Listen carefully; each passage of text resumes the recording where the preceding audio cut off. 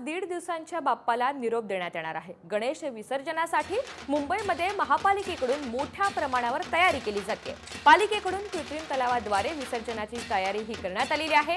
मुंबईमध्ये एकूण 204 कृत्रिम तलावाची निर्मिती केली जाते। मुंबईमधील दादरमधील शिवाजी पार्क परिसरामध्ये 3 कृत्रिम तलाव उभारण्यात आलेले आहेत। सर्व परिसरामध्ये सीसीटीव्ही यंत्रणा सुद्धा सज्ज आहे।